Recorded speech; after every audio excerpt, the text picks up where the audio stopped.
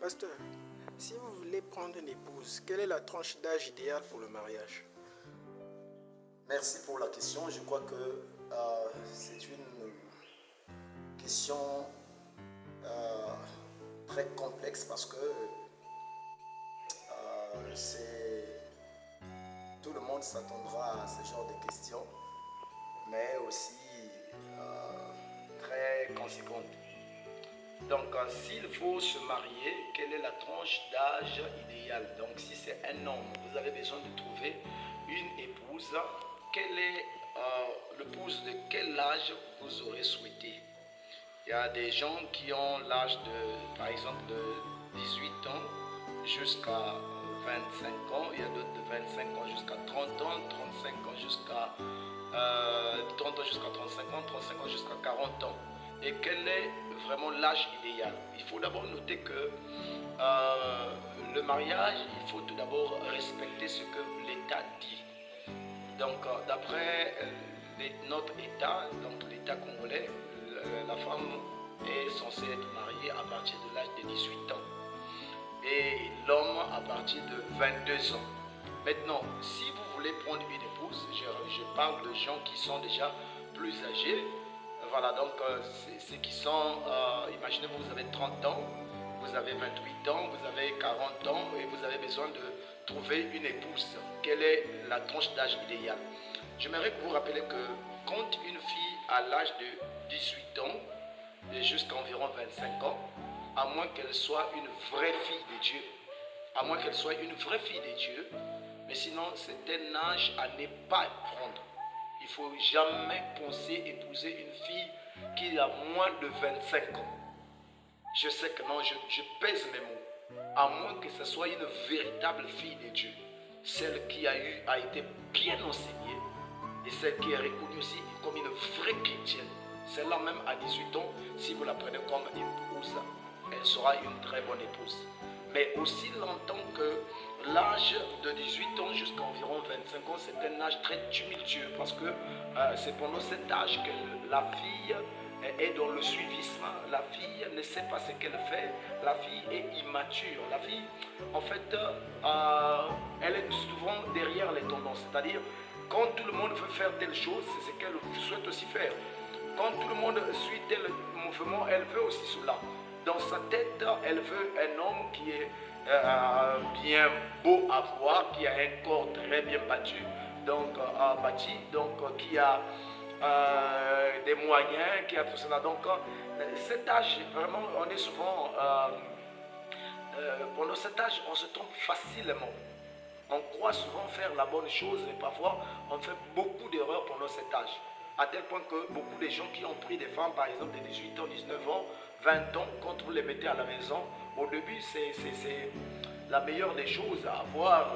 Vraiment vous serez très heureux au début, mais vous allez trouver qu'avec le temps, elle va commencer à regretter les amis qu'elle avait auparavant, les copains qu'elle avait auparavant, la vie qu'elle menait auparavant, elle va commencer à regretter les parents. Donc ça crée beaucoup de troubles dans la maison, à tel point qu'il y a d'autres qui souhaitent avoir encore un autre mari, vraiment. Donc ce n'est pas si, à mon avis, par rapport à l'expérience que j'ai, si on me disait que non, à moins que vous-même vous puissiez être très jeune, voilà, donc si l'homme lui-même il a 25 ans, peut-être peut penser à une fille qui a à l'âge inférieur à son âge. Donc là, ça peut aller. Mais aussi longtemps que vous avez 30 ans, 35 ans, 40 ans, 45 ans, ne faites pas cette erreur-là. Donc rassurez-vous. Si vous voulez prendre par exemple une jeune demoiselle de cet âge-là, rassurez-vous que non, c'est une vraie chrétienne. Celle-là, elle ne vous causera pas des ennuis. Vous voyez, donc souvent, elle dit oui là où on dit non. Elle dit non là où on dit oui. Elle ne sait pas ce qu'elle dit. Vous voyez, donc elle fait des choses. Elle peut te dire qu'elle t'aime, mais elle ne t'aime pas réellement. Elle croit aimer, mais elle ne sait pas ce que c'est aimer. Vous voyez, dans cet âge, c'est souvent les troubles-là qui arrivent souvent. À tel point que nous avons vu certaines filles, quelques moments plus tard, repartent à tout moment voir les parents. Vous voyez, ce genre d'âge-là, on a besoin de repartir voir les parents à tout moment. Et pendant cet âge aussi, si on ne fait pas attention, c'est des gens, en fait, on peut inculquer souvent des mauvaises choses si vous ne faites pas attention. pendant cet âge-là. Maintenant, vous voyez par exemple, une fille qui a 25 ans jusqu'à environ 30 ans, en fait, elle vit dans l'interrogation. Dans l'interrogation, on se dit que non, bon, les gens, mon âge en train de passer, est-ce que je trouverai un mari? Est-ce que tout cela? Donc, elle est vraiment, elle prend le mariage avec beaucoup de sérieux parce qu'elle se dit que non, ce n'est pas, on ne doit pas s'amuser avec ça. Parce que si je passe mon temps, je risque de me retrouver sans époux, et sans ami, donc toute ma vie. Donc, c'est pendant cet âge que les femmes s'inquiètent beaucoup, s'interrogent beaucoup. Donc, quand vous trouvez ce genre de femme, elle prendra le mariage sérieusement. Elle prend ça au sérieux. Mais donc, quand vous trouvez une femme qui a déjà dépassé 30 ans, celle-là, elle a dépassé déjà les agitations, elle a dépassé tout cela, elle est au repos. Ça, c'est la meilleure des femmes qu'il faut avoir. Elle a l'expérience, elle a la maturité, elle a la tempérance, elle a la patience. Elle sait que non, je dois savoir comment conserver mon mariage. Si je perds mon mariage là, vraiment ça sera difficile pour moi pour trouver encore une personne qui va me prendre comme épouse.